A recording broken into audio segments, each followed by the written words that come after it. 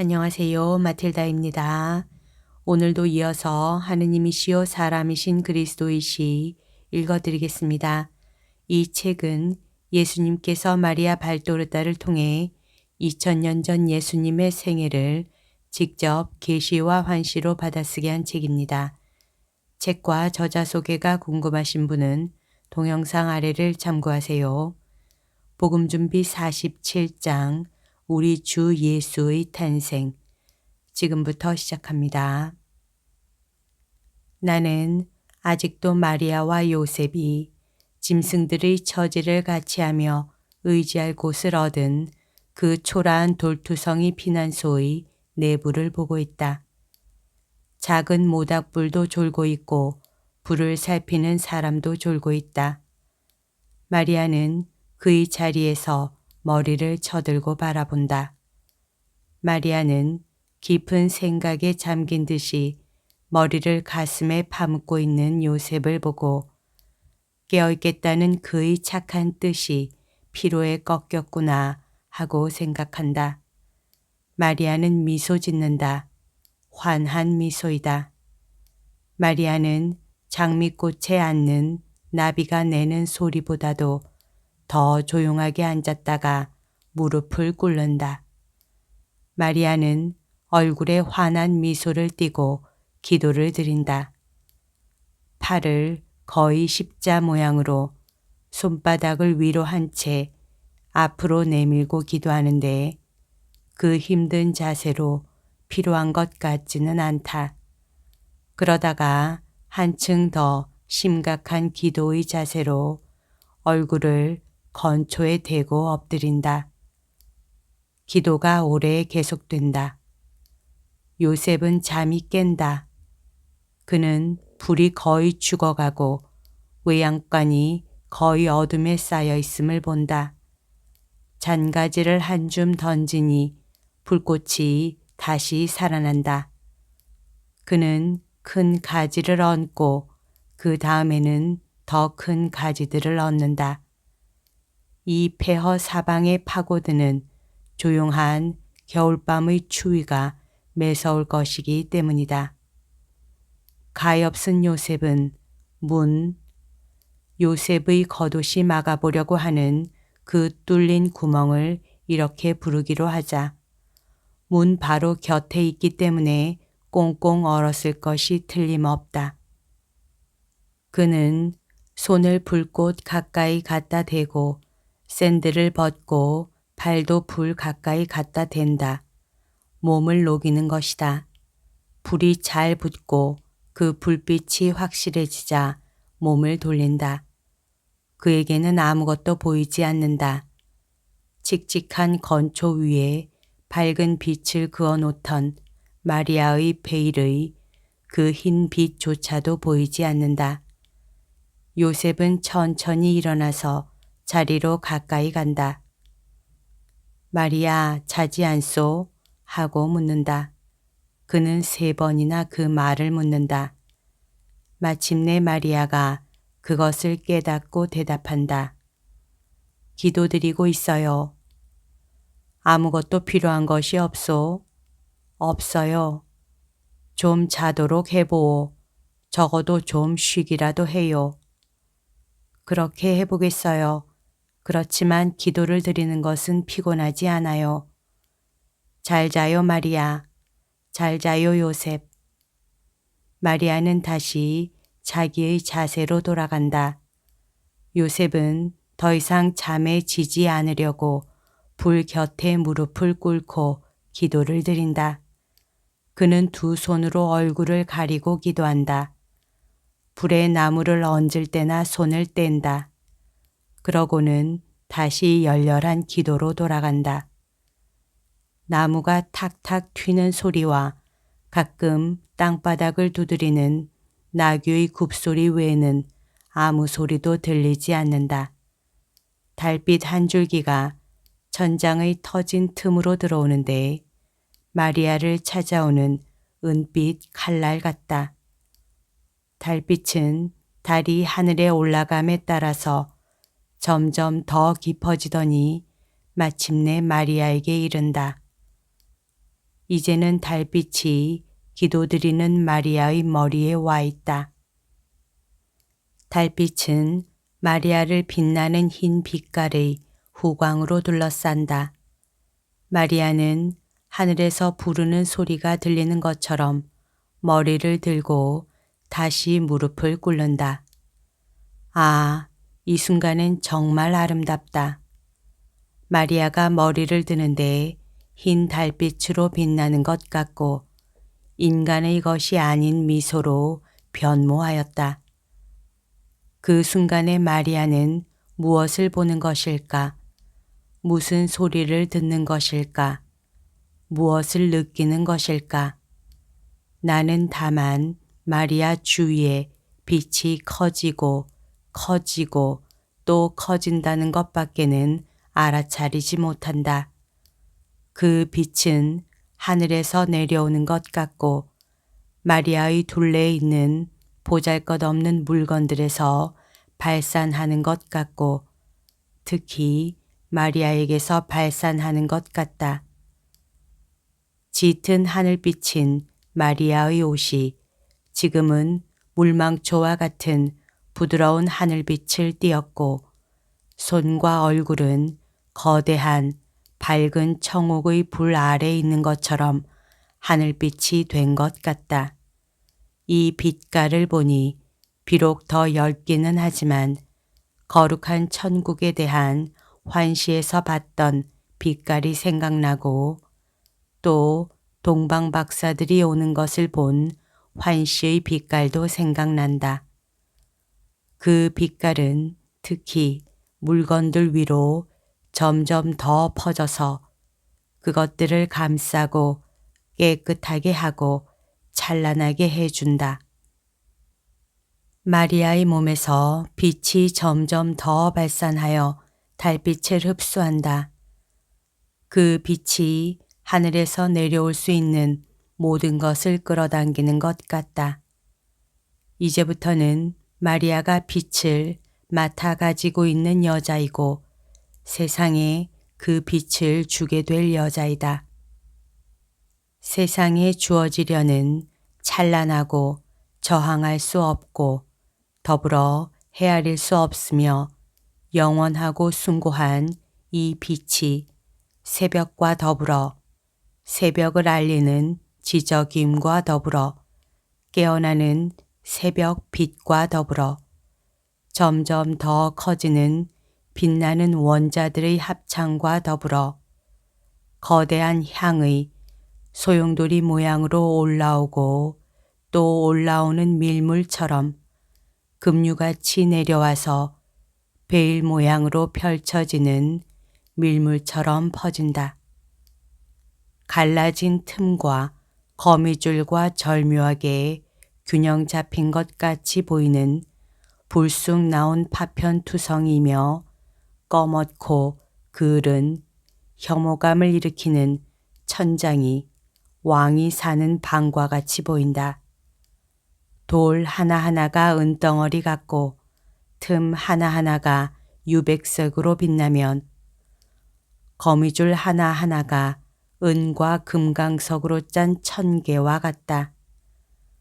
두 돌덩이 사이에서 동면하는 큰 도마뱀은 어떤 여왕이 거기에 잊어버린 벽옥 목걸이와 같고 동면하는 한 무리의 박쥐는 귀중한 풀마노와 같은 빛을 풍긴다. 제일 높은 구유에서 늘어져 있는 건초는 이제는 풀이 아니고 물결치는 머리채처럼 우아하게 공중에서 흔들리고 있는 순은실, 정말 순은실이다. 투박한 나무로 만든 아래 구유는 광을 낸 은덩어리가 되었다. 벽들은 수단으로 덮인 듯하고 비단의 흰 바탕이 도드라지게 수놓은 진주에 가려 보이지 않는다. 그리고 땅바닥이 이젠 어떻게 되었는지 흰 빛으로 비추어진 수정이다. 불쑥 내민 곳들은 경의를 표하기 위하여 땅 위에 던져놓은 빛나는 장미꽃들과 같다. 그리고 구멍들은 향기와 좋은 냄새를 풍기는 귀중한 잔들과 같다. 빛은 점점 더 환해진다. 눈부시어 눈으로 그 빛을 견딜 수가 없다. 그 빛 속으로 마치 백열한 빛의 베일에 빨려 들어가듯이 동정녀가 사라진다. 그리고 그 빛에서 어머니가 나타난다. 그렇다. 내 눈이 빛을 견딜 수 있게 되었을 때 나는 마리아가 갓난 아들을 안고 있는 것을 본다. 장미꽃 봉오리만한 손과 장미꽃 속에라도 넉넉히 들어갈 수 있을 작은 발을 흔들며 몸부림치는 분홍빛의 토실토실한 작은 아기, 작은 나무 딸기같이 빨간 입을 벌리고 장밋빛 입 천장을 마치는 작은 혀를 보이면서 꼭 금방 난 어린 양의 목소리같이 떨리는 목소리로 우는 아기. 어떻게나 엷은 금발인지 머리카락이 없는 것 같이 보이는 작은 머리, 동그란 작은 머리를 흔드는 아기. 어머니는 그 작은 머리를 한 손바닥으로 받쳐들고 동시에 울기도 하고 웃기도 하면서 아기에게 경배하고 거기에 입맞춤을 하려고 머리를 숙인다. 그러나 순결한 머리에 입맞추지 않고 우리를 위하여 뛰고 또 뛰는 작은 심장이 있는 가슴 한가운데에 입맞춘다. 나중에 상처를 입게 될 그곳에 어머니는 티 없는 이의 입맞춤으로 그 상처를 미리 첨해준다. 환한 불빛 때문에 잠이 깬 소는 요란스러운 굽소리를 내며 일어나서 운다. 나귀도 머리를 들고 운다. 그놈들은 빛 때문에 잠이 깼다. 그러나 나는 그놈들이 자신들을 위하여 또 모든 동물들을 대신하여 그들의 창조주께 인사를 드리고자 하였다고 믿고 싶다. 그를 둘러싸고 있는 모든 것에서 초연할 정도로 열심히 마치 탈온 상태에서처럼 기도하고 있던 요셉도 몸을 흔든다.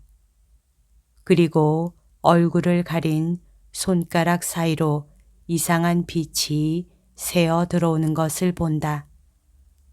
그는 얼굴에서 손을 떼고 머리를 들고 돌아선다. 서 있는 소에 가려 마리아가 보이지 않는다. 그러나 마리아가 그를 부른다. 요셉, 이리 오세요. 요셉은 달려가다가 그 광경을 보고 흠숭하는 마음으로 꼼짝 못하게 된 것 같이 그 자리에 무릎을 꿇으려고 한다.